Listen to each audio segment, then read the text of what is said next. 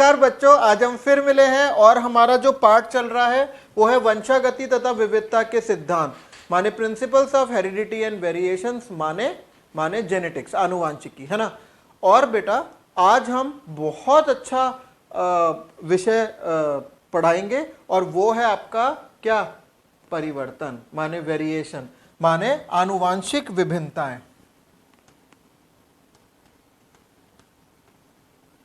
आनुवांशिक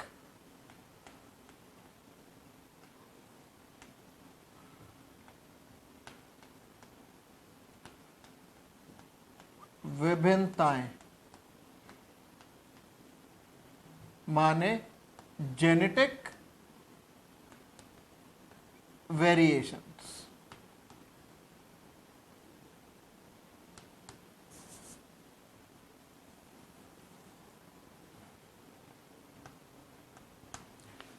अब असल में होता क्या है, ये जो आनुवांशिक विभिन्नताएं हैं ये दो कारणों से होती हैं।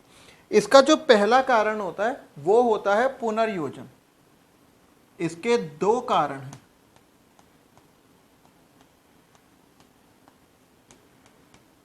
नंबर एक है पुनर्योजन,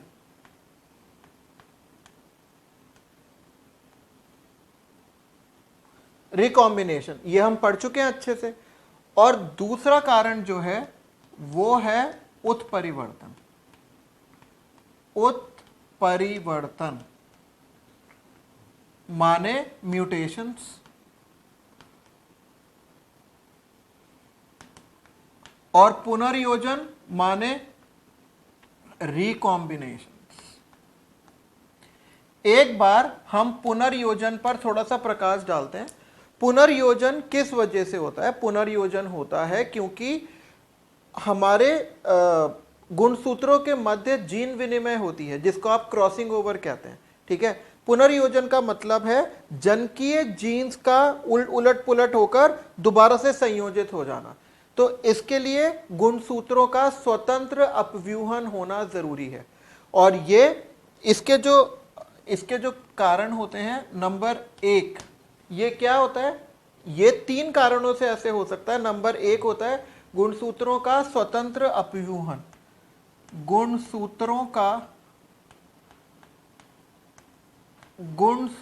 का स्वतंत्र अपव्यूहन माने इंडिपेंडेंट असॉर्टमेंट ऑफ क्रोमोसोम्स। अब होता क्या है बेटा, ये कब होता है? ये होता है युग्मक जनन के समय। और युग्मक जनन माने गैमेटोजेनेसिस, इसमें कौन सा विभाजन भाग लेता है? अर्धसूत्रण माने मियोसिस। अब आपको अच्छे से पता है कि स्वतंत्र अपव्यूहन के कारण अगर हमारे पास दो तरह के गुणसूत्र के जोड़े हैं, तो अगर हमारे पास दो तरह के गुणसूत्र के जोड़े हैं तो कितने तरह के जो गुणसूत्र हैं वो उत्पन्न हो सकते हैं? चार तरह के संयोजन पाए जा सकते हैं। अगर हमारे पास गुणसूत्रों के 7 जोड़े हैं, जैसे कि मटर में थे, तो क्या होगा? 2 की घात 7, ठीक है। कितने तरह के पुनर्योजन होंगे? 2 की घात 7। अगर हमारे पास गुणसूत्रों के 23 जोड़े हैं तो कितने पुनर्योजन होंगे? 2 की घात 23। तो जो भी आएगा, जैसे मैंने इसको कैलकुलेट करके देखा हुआ है, वो आता है आपका 86 मिलियन प्रकार, 86 मिलियन प्रकार के पुनर्योजन संभव हैं। इस तरह के क्वेश्चन आ सकते हैं। अगर गुणसूत्रों के 2 जोड़े हैं तो 4 प्रकार के पुनर्योजन, 7 जोड़े हैं तो 2 की घात 7, और 23 हैं तो 2 की घात 23। तो फॉर्मूला क्या हो जाएगा? कितने प्रकार के पुनर्योजन हैं? तो यहां लिख सकते हैं पुनर्योजन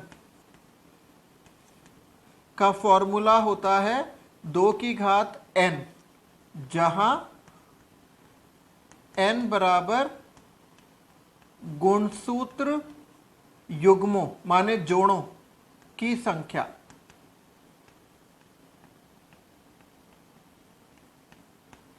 इस तरीके से हम पुनर्योजन निकाल सकते हैं। दूसरा होता है यादृच्छिक निषेचन, या हाँ ठीक है, नंबर 2, नंबर बी यादृच्छिक निषेचन, माने रैंडम फर्टिलाइजेशन।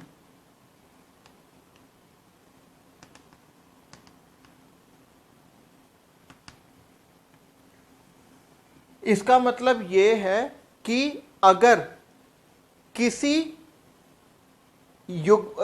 युग्मक, जैसे नर युग्मक है शुक्राणु का, अपने या किसी अन्य प्रकार के अंडाणु के साथ निषेचन करने की जो संभावना होती है, उसको हम कैसे निकालते हैं? तो इसको हम लिखते हैं पुनर्योजन की क्या उत्पन्न होने की संभावना। तो जैसे अगर शुक्राणु, यहां पर लिख देते हैं शुक्राणु और अंडाणु, अगर शुक्राणु में 2 पुनर्योजन पाए जा सकते हैं और अंडाणु में भी 2 पाए जा सकते हैं, तो ये पुनर्योजन आने की आवृत्ति कितनी होती है? उसको लिखते हैं 2 इंटू 2, ऐसे वो गुणन हो जाता है। अगर 7 होते हैं तो 2 गुणा 2, और अगर 23 गुणसूत्र होते हैं तो 2 इंटू 2, तो जो परिणाम मिलेगा वो क्या होगा? उतने पुनर्योजन उस जनसंख्या में संभव है। और तीसरा जो होता है वो है जीन विनिमय, माने क्रॉसिंग ओवर।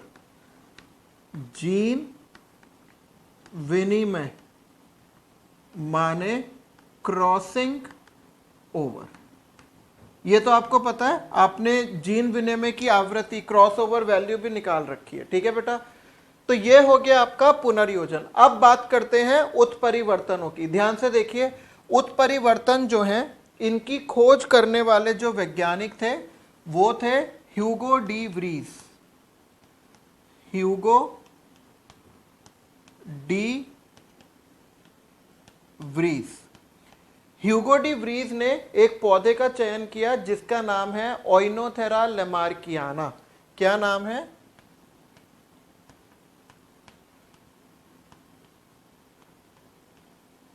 ओइनोथेरा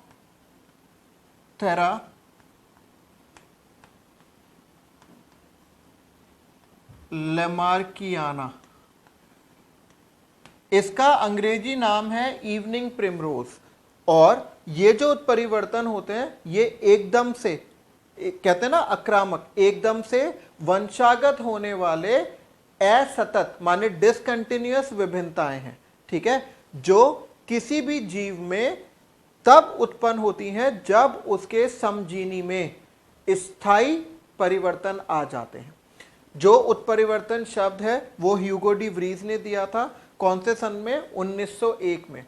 और इन्होंने विकास की उत्परिवर्तन सिद्धांत भी दिया था, म्यूटेशन थ्योरी ऑफ इवोल्यूशन। और इन्होंने एक पुस्तक लिखी थी, आप नाम लिख लीजिए, उस पुस्तक का नाम था द म्यूटेशन थ्योरी, मतलब उत्परिवर्तन सिद्धांत। इन्होंने ओइनोथेरा लैमार्कियाना पर काम किया था और इन्होंने ना लगभग, मुझे ध्यान है, 54,343 पौधों पर काम किया था, जिनमें से 834 में उनको उत्परिवर्तन मिले थे, ठीक है। और बाद में इन्होंने बताया कि बाद में इन्होंने देखा कि जो उत्परिवर्तन इन्होंने देखे थे वो थे गुणसूत्रों की संख्या में उत्परिवर्तन, ठीक है। अब डार्विन ने भी उत्परिवर्तनों को देखा और डार्विन ने उत्परिवर्तनों को नाम दिया स्पोर्ट्स। तो डार्विन ने उत्परिवर्तन को क्या नाम दिया? स्पोर्ट।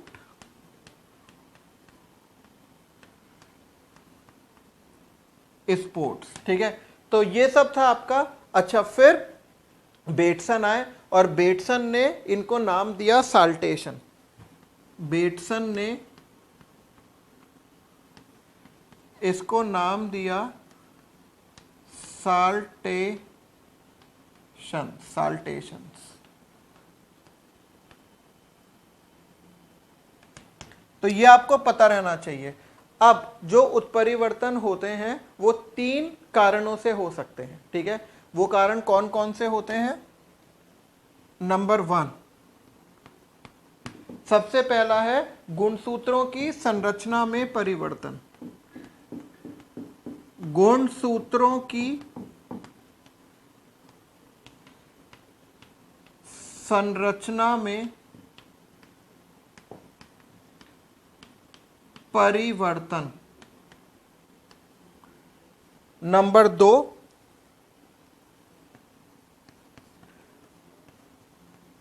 गुणसूत्रों की संख्या में परिवर्तन।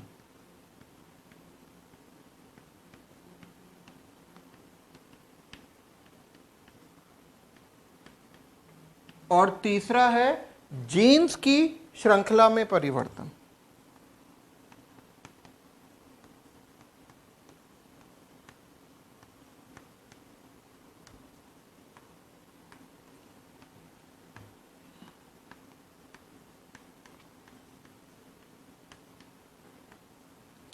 इसको हम कहते हैं जीन उत्परिवर्तन।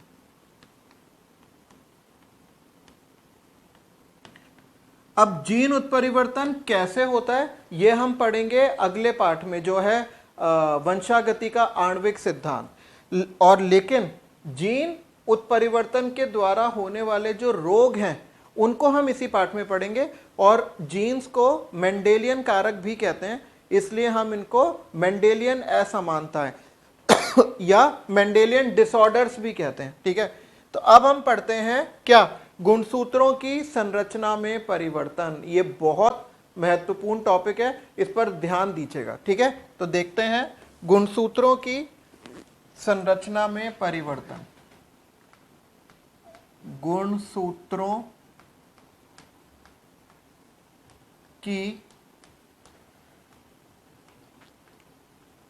संरचना में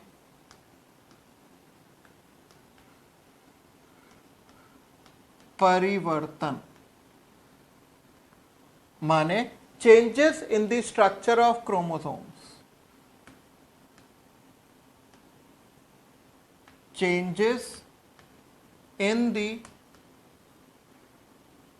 स्ट्रक्चर ऑफ क्रोमोसोम्स।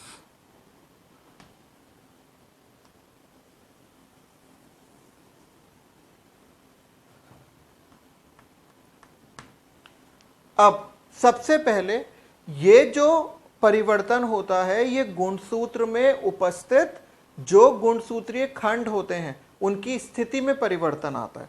और ये जो परिवर्तन है ये दो तरीके से हो सकते हैं। पहला, एकल गुणसूत्रों में परिवर्तन। ठीक है, नंबर 1, एकल गुणसूत्रों की संरचना में परिवर्तन।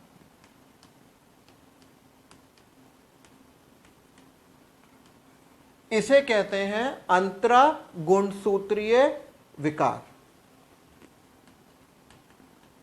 अंतरा गुणसूत्रीय परिवर्तन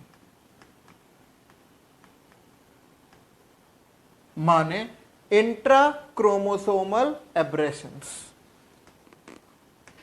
इंट्रा क्रोमोसोमल एब्रेशंस। ठीक है, ये पहला है। इसमें क्या होता है, एक ही गुणसूत्रों में बदलाव आता है, तो इसमें हम दूसरे किसी गुणसूत्र की बात ही नहीं करेंगे। अब इसमें हमें दो विधियां पढ़नी है। जो पहली विधि है उसका नाम है क्या, उसका नाम है न्यूनता। न्यूनता माने कम होना। ठीक है, और विलोपन। तो इसका पहला है विलोपन माने डिलीशन एवं न्यूनता माने deficiency.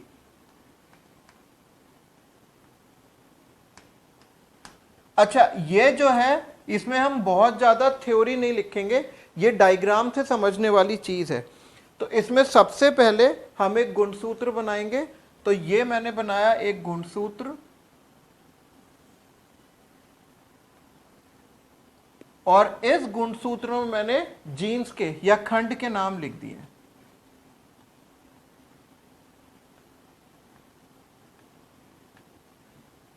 A, B, C, D, E और F, G, H, I, J।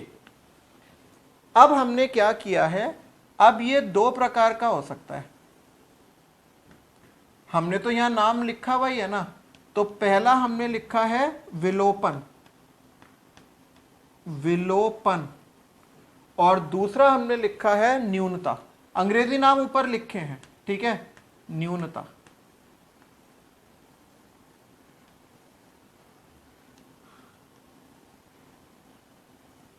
बेटा इन दोनों में बहुत हल्का सा फर्क है। इन दोनों ही विधियों में गुणसूत्र का एक भाग टूट के गिर जाता है।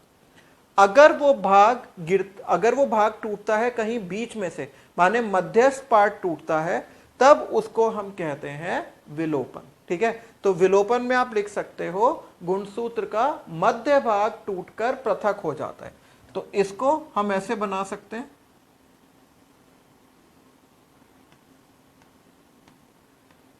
A, B, C, D, E,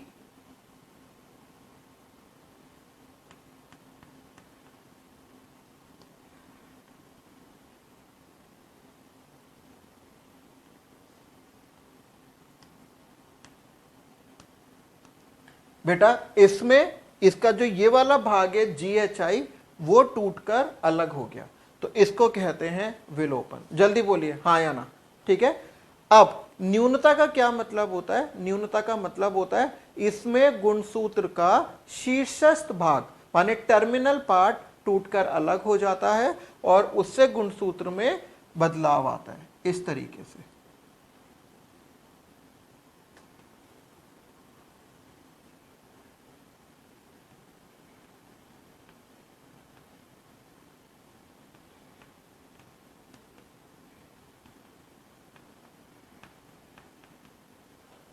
ठीक है, और इसमें से कौन सा भाग टूट गया? इसमें से ये भाग टूट गया।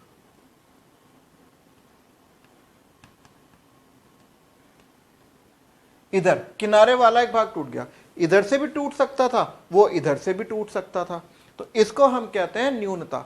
अर्थात जब किसी गुणसूत्र में से एक छोटा खंड टूटकर अलग हो जाए और वो खंड अगर शीर्षस्थ हो तो उसे कहते हैं न्यूनता, और अगर वो भाग मध्यस्थ हो या अंतर्वेशी हो, अंदर का हो, तब उसे कहते हैं विलोपन। ठीक है, इसका सबसे अच्छा सबसे बेस्ट एग्जाम्पल जो है वो है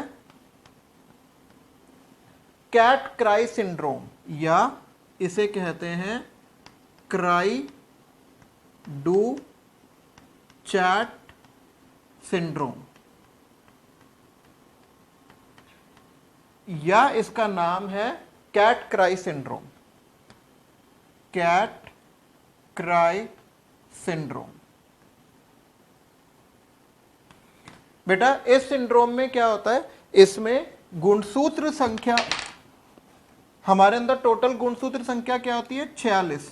तो इसमें से पांचवें गुणसूत्र की, 5 लिख दिया, कि छोटी भुजा माने P का क्या, के छोटी भुजा का क्या हो जाता है? विलोपन। तो इसमें से छोटी भुजा में से एक पार्ट टूट के गिर जाता है। तो ये किसका उदाहरण है? विलोपन का। तो इसको लिखने का तरीका है 46 minus 5P, 46 minus 5P। P का मतलब छोटी भुजा होता है, ये मैंने आपको जब गुणसूत्र पढ़ाया था तब भी बताया था। तो अगर इस रोग का कोई बच्चा पैदा होता है तो वो बिल्ली के बच्चे, बिल्ली का जो बच्चा होता है उसकी तरह रोता है, इसके जो हृदय में भी विकार होता है और ये 7 दिन से ज्यादा जीवित नहीं रहता। ये बच्चे मर जाते हैं, ये मंद बुद्धि होती है, इसमें मस्तिष्क का विकास नहीं होता, हृदय खराब होता है, तो इनकी मृत्यु हो जाती है। तो ये आपको बहुत अच्छे से ध्यान रखना होगा, ठीक है।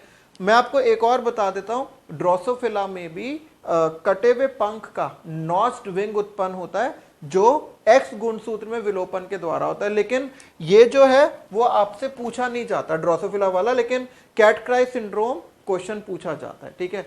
अब अगला जो है वो है प्रतिलोमन। प्रतिलोमन का मतलब है इन्वर्शन।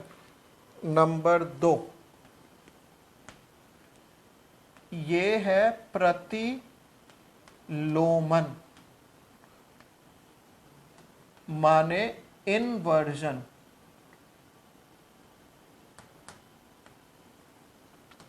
बेटा इसमें भी हम क्या करते हैं, हम बनाते हैं सबसे पहले गुणसूत्र, और फिर मैं आपको समझाऊंगा ये क्या होता है।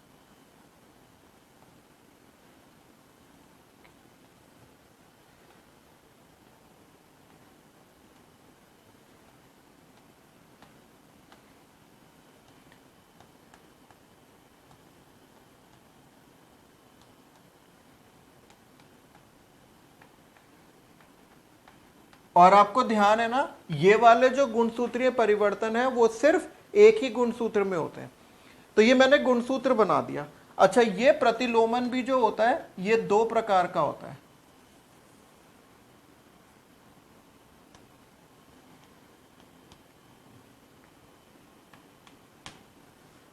ठीक है, प्रतिलोमन। प्रतिलोमन का मतलब है, देखो मैं आपको बता रहा हूं पहले इधर बना के, ये कोई गुणसूत्र है, ठीक है।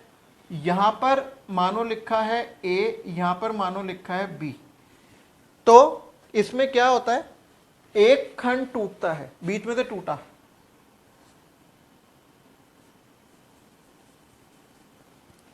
जैसे ये था, बीच में से टूटा, और देखो ध्यान से देखना इस चौक पर, और ऐसे करके 180 डिग्री पर मुड़ गया।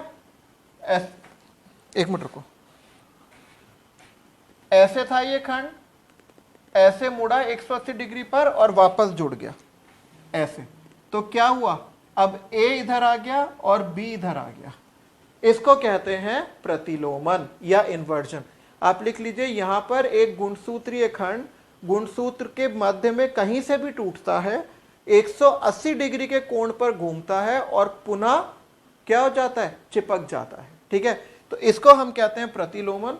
ये भी 2 तरीके का होता है। पहला होता है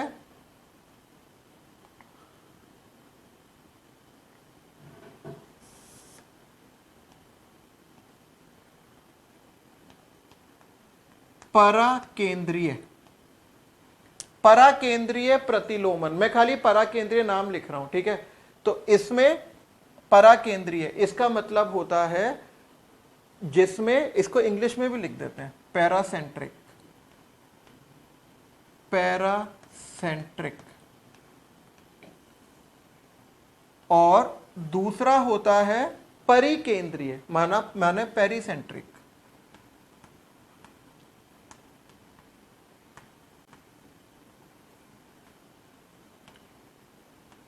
पेरीसेंट्रिक,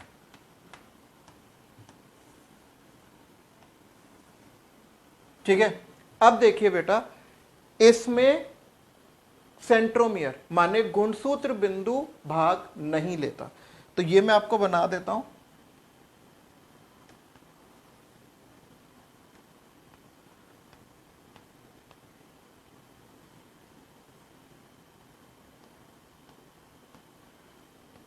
ए B C D E F और जे।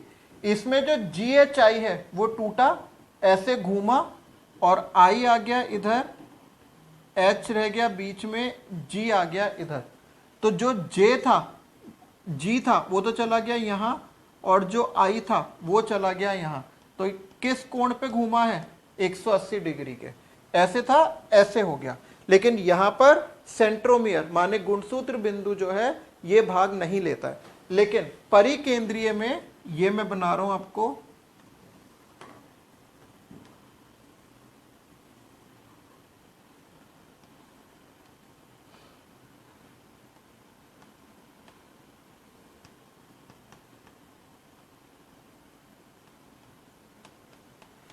इसमें सेंट्रोमियर माने गुणसूत्र बिंदु भाग लेता है, ये इतना हिस्सा टूटा और ऐसे घूम गया, तो यहां जो डी था वो कहां आ गया, यहां, यहां जो ई था वो यहां आ गया, ये जो एफ था ये यहां आ गया, और जी जो है वो यहां आ गया, इस तरीके से। तो जिसमें गुणसूत्र बिंदु भाग ले वो होगा परिकेंद्रीय प्रतिलोमन। ठीक है, इसके कारण मनुष्यों में कोई भी रोग आपको नहीं पड़ना है। समझ में आया? ठीक है, अब ये तो थे आपके नंबर 1। देखो, एकल गुणसूत्रीय संरचना में परिवर्तन माने अंतरा गुणसूत्रीय परिवर्तन। अब हम पढ़ेंगे 2 गुणसूत्रों की संरचनाओं में परिवर्तन। देखिए,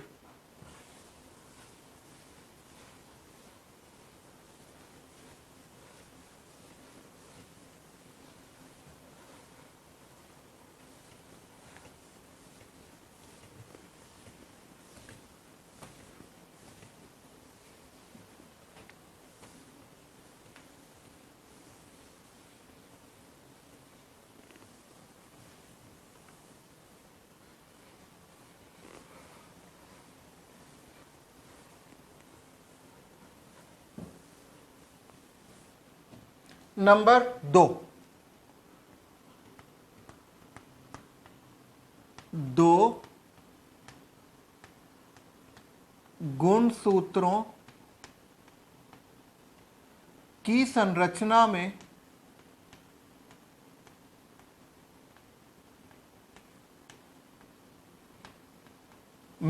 परिवर्तन,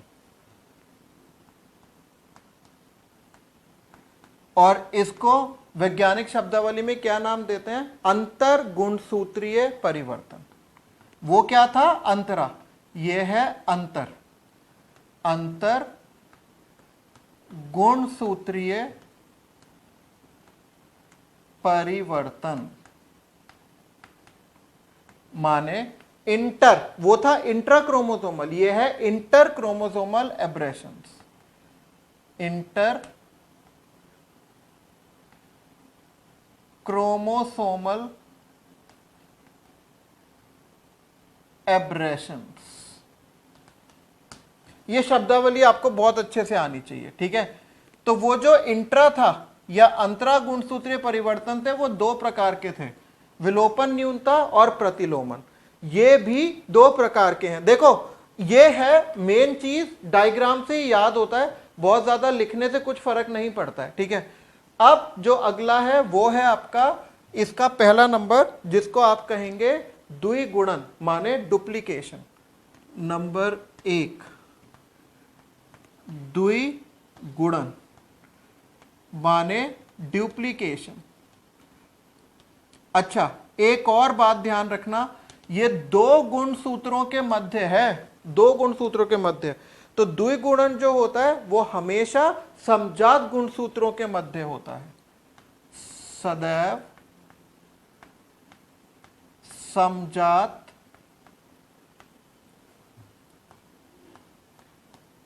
गुणसूत्रों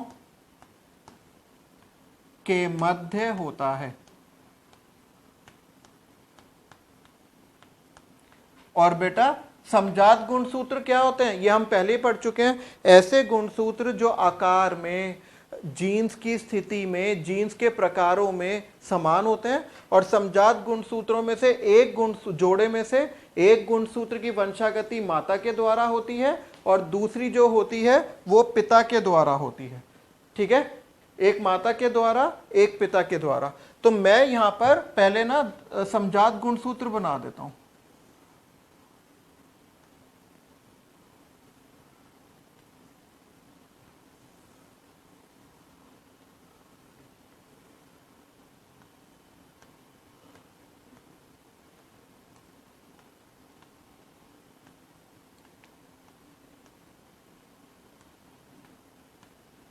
ठीक है, और मैंने आपके अच्छे के लिए क्या करा है, यहां पर मैंने गुणसूत्र संख्या भी लिख दी, एक ही रंग से बनाई है, गुणसूत्र संख्या लिख दी है।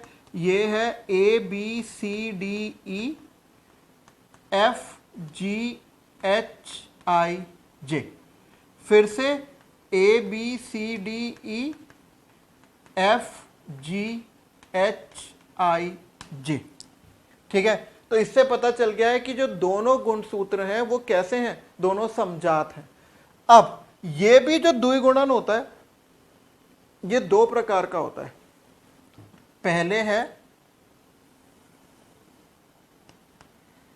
पहला है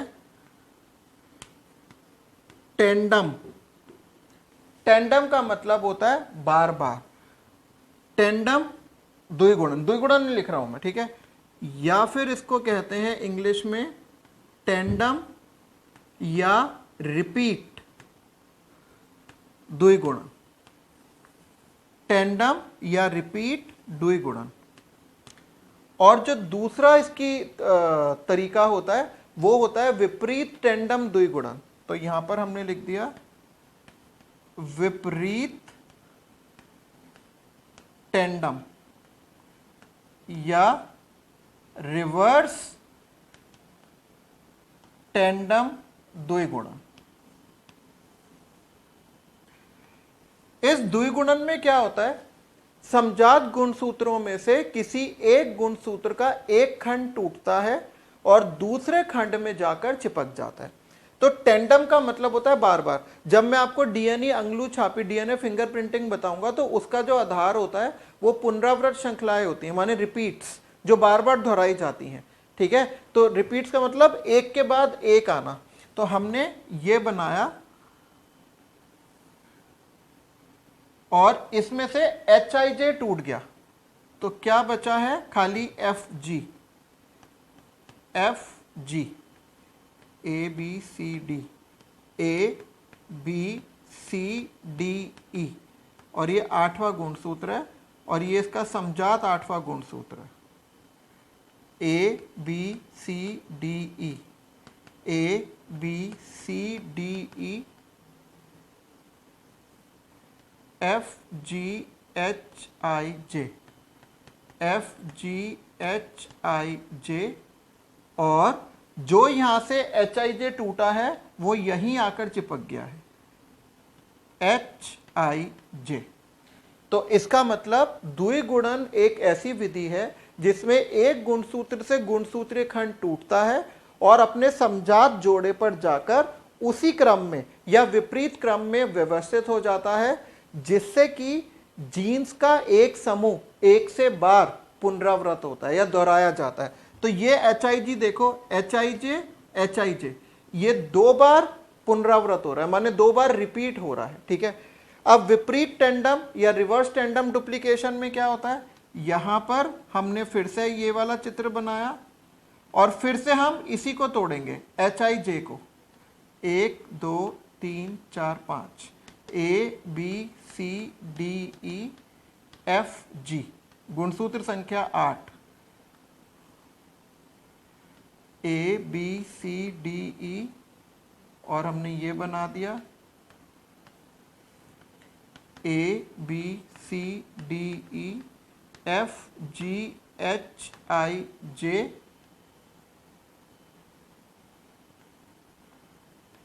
JIH, माने टूटा तो वही HIJ, लेकिन ऐसे उल्टा होके लग गया। इसको कहते हैं विपरीत टेंडम, उल्टा, उल्टी दिशा में, ये एक ही दिशा में है। अब हमारी परिभाषा पूरी परिभाषा से आप सहमत हो? बिल्कुल सहमत है। ठीक है, तो ये था आपका द्विगुणन। अब अगला जो है आखिरी नंबर 2, वो है स्थानांतरण, माने ट्रांसलोकेशन। वैसे ट्रांसलोकेशन का और भी मतलब होता है, ये हम उसमें भी पढ़ते हैं प्रोटीन संश्लेषण में, लेकिन ये चीजें अलग अलग हैं। तो नंबर 2 है आपका स्थानांतरण, माने ट्रांसलोकेशन। ये बहुत इंपॉर्टेंट है। नंबर 2 स्थानांतरण, माने translocation.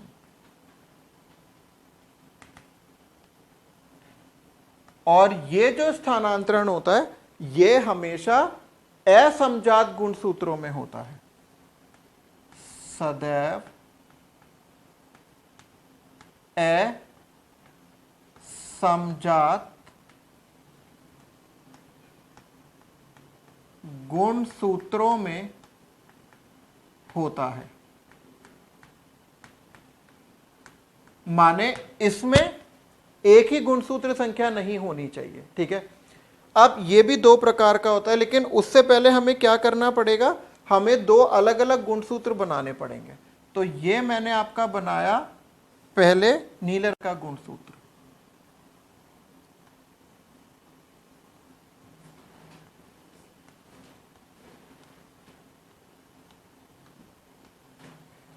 A B C D E F G H I J, और इसको मैंने नंबर दे दिया 8। अब मैंने बनाया दूसरा गुणसूत्र नंबर 6।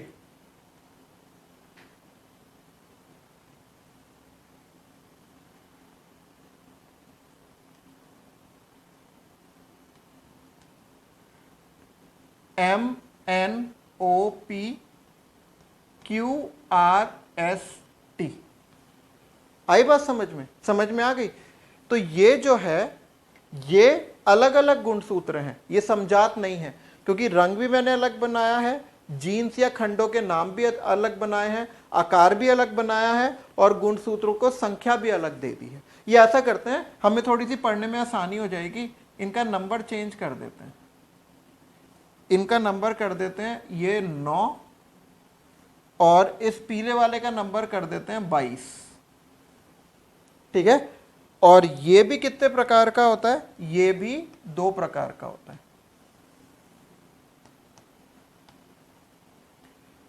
पहले वाले को कहते हैं व्युत्क्रम स्थानांतरण। व्युत्क्रम स्थानांतरण माने रेसिप्रोकल ट्रांसलोकेशन।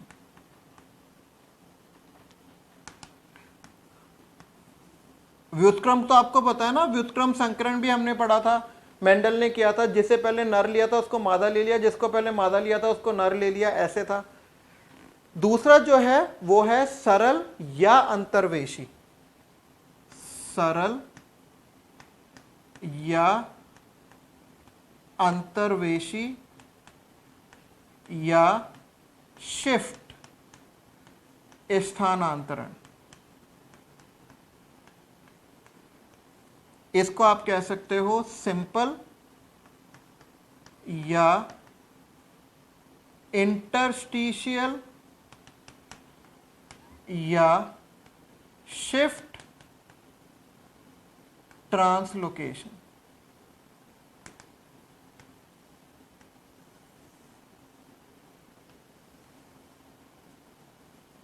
ठीक है, तो ये स्थानांतरण के आपके दो प्रकार हैं। अब व्युत्क्रम का मतलब होता है बिल्कुल एक ही स्थान पर। ठीक है, व्युत्क्रम का क्या मतलब होता है, एक ही स्थान पर।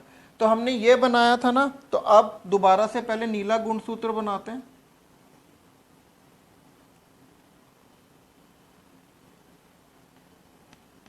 एफ जी, इसको नंबर दिया था 9, A B C D, A B C D E, और फिर बनाते हैं नीचे पीला वाला, इसे हमने नंबर दिया था 22।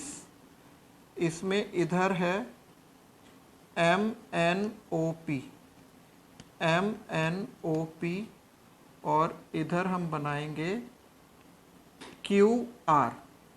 तो व्युत्क्रम का मतलब होता है जब स्थल समान हो। तो इसका यहां से टूट के यहां जुड़ गया, तो एस टी जो था वो जुड़ गया यहां, एस टी, और इसका जो एच आई जे था वो जुड़ गया यहां, एच आई जे। ठीक है, तो ये व्युत्क्रम हो गया, एक स्थिति पर आदान प्रदान हो जाता है, अदला बदली हो जाती है। जबकि सरल या अंतर्वेशी में क्या होता है, जो स्थान होता है वो समान नहीं होता है, ऐसे।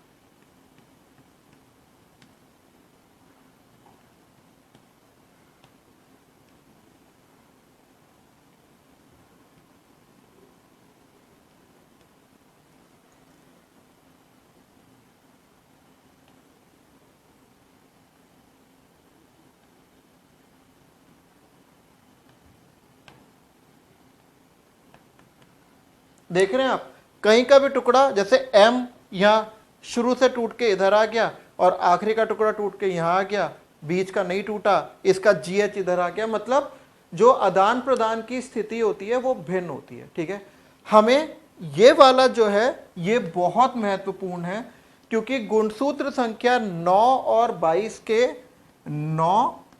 22 के व्युत्क्रम स्थानांतरण के द्वारा जो गुणसूत्र बनता है उसको हम कहते हैं फिलाडेल्फिया गुणसूत्र। क्या कहते हैं? फिलाडेल्फिया गुणसूत्र। इसको फिलाडेल्फिया गुणसूत्र इसलिए कहते हैं क्योंकि इसकी खोज अमेरिका के फिलाडेल्फिया शहर में हुई थी। ठीक है, और ये व्युत्क्रम स्थानांतरणी है जो सबसे पहले हमने ह्यूगो डी व्रीज की बात की थी, उन्होंने इवनिंग प्रिमरोज में ओइनोथेरा लैमार्किया में देखा था और परिवर्तन या म्यूटेशन के लिए बात की थी। ठीक है, तो मनुष्यों में फिलाडेल्फिया गुणसूत्र संख्या 9 और 22 के व्युत्क्रम स्थानांतरण के कारण बनता है, और जिन जीवों में ये 9 और 22 के कारण बनता है उसके कारण एक रोग होता है, उस रोग को कहते हैं CML। C का मतलब होता है क्रॉनिक माइलोजीनस ल्यूकीमिया, एक तरह का रक्त कैंसर। क्रॉनिक का मतलब अत्यंत भयावह, माइलोजीनस ल्यूकीमिया, ये आप ऐसे लिखेंगे क्रॉनिक माइलोजीनस ल्यूकीमिया। तो ये है स्थानांतरण। तो इस तरीके से आपने आज गुणसूत्रों की संरचना में परिवर्तन देखा। देखिए फटाफट, सबसे पहला है विलोपन एवं न्यूनता, दूसरे नंबर पर है प्रतिलोमन, तीसरे नंबर पर है द्विगुणन और चौथे नंबर पर है स्थानांतरण।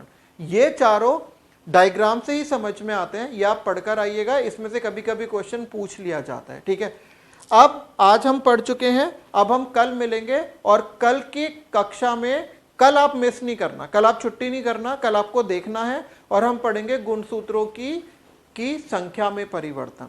वो मुझे आपको बताना है, एक न्यून सूत्री, द्विन्यून सूत्री, मोनोप्लॉइडी, हैप्लॉइडी, पॉलीप्लॉइडी, ये सब पढ़ेंगे। ठीक है, तो कल की क्लास नहीं छोड़नी आपको, कल आप जरूर मिलेंगे। इसी के साथ हम चलते हैं। आपका दिन शुभ रहे और आपकी पढ़ाई बहुत अच्छे से चले। धन्यवाद।